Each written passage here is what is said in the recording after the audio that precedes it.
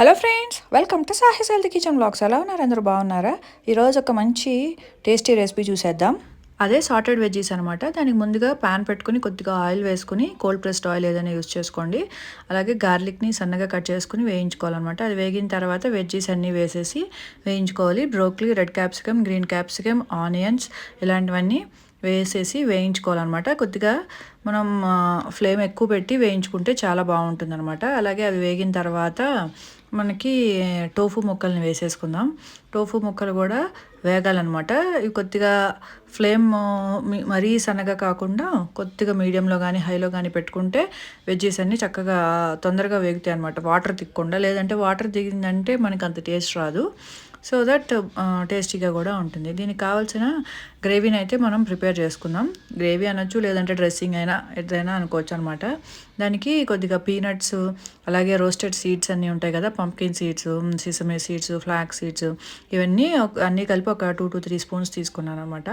అలాగే కొద్దిగా పుదీనా, కొత్తిమీర, కొద్దిగా salt, peri masala, pizza seasoning, ఇట్లా మన దగ్గర సీజనింగ్స్ ఏదైనా ఉంటే ఇందులో వేసుకుంటే ఫ్లేవర్స్ అన్నీ బాగా పడతాయి అనమాట. వీటన్నిటిని కలిపేసి ఇలా పేస్ట్ లాగా ప్రిపేర్ చేసేసుకోవాలి. ఈ పేస్ట్ని మనం రెడీ చేసుకున్న సాటెడ్ వెజ్జీస్ ఉన్నాయి కదా, ఆ వెజ్జీస్లో వేసేసుకోవటమే అనమాట. చాలా చాలా టేస్టీగా ఉంటుంది. ఒకసారి ఇలా చేసుకుని తిన్నారంటే మీకు బాగా అలవాటు అయిపోతుంది అనమాట.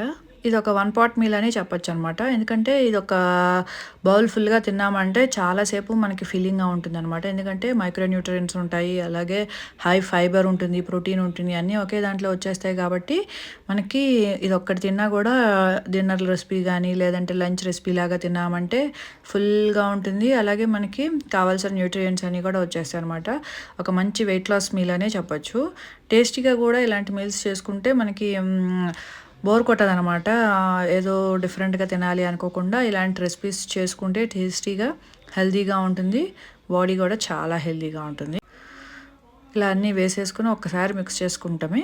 తర్వాత మనకు కావాలనుకుంటే రోస్టెడ్ సీడ్స్ అండ్ నట్స్ని దీని మీద పైన క్రంచీగా తగలటం కోసం వేసుకున్నామంటే తినేటప్పుడు మధ్యలో తగులుతూ చాలా టేస్టీగా ఉంటుందన్నమాట.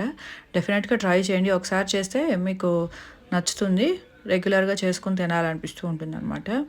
నాకైతే ఇది one of my favourite dishes. ఇదివరకు ఎక్కువ స్టీమ్ చేసేదాన్ని, కానీ నాకు అది ఒక 5-6 times తిన్న దగ్గర నుంచి తర్వాత బోర్ కొట్టేస్తుంది. సో ఇంక నుంచి నేను ఎప్పుడు తినాలనుకుని ఇలా సాటెడ్ వెజ్జెస్ తీసుకుని తింటున్నాను. ఎక్కువ మనం కంప్లీట్ కుక్ చేయం కాబట్టి న్యూట్రియంట్స్ కూడా మనకి ఎక్కువ పోవన్నమాట.